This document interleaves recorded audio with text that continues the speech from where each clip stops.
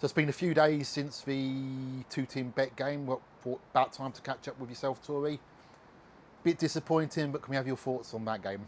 Yeah, it was disappointing. I think we come away with it upset and disappointed with, areas that we could have worked on and areas that maybe we could have taken advantage from. But at the end of the day, for us, that FA Cup game was a bonus game. Our real priority, and the girls know it, is the league this season. So as much as we would have loved to have progressed into the FA Cup, I think it's now time for us to focus on the league and make sure we get things right so we can, progress as far as we can, really. Yeah. Obviously, probably doing you a bit of disservice saying it's disappointing because two-team bet were a league higher, and I'd say for most of the first half you controlled the game. Yeah, and I'd completely agree with you. Actually, I think looking back at the footage, it's very difficult being a player and playing in the situation, and things aren't going right. It's quite easy to take the negatives from it. So, looking at the footage after the game, actually, we were really good in some areas, and actually, first half it was all us. It's just unfortunate that we weren't clinical in those parts where we needed to be, and actually, had we have finished the first few chances that we had early doors, it could have been a different game. So moving away from the two-team game, obviously girls have been training hard this week.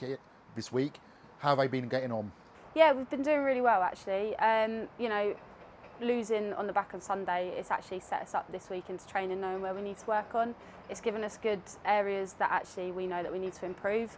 I think if we can get the basics right, I think there's no reason as to why we'll struggle. But as I've said, it's difficult coming together as a new team. It's just gelling together, getting to know everybody and how each other plays. And I think that's one area that we're really focusing on now.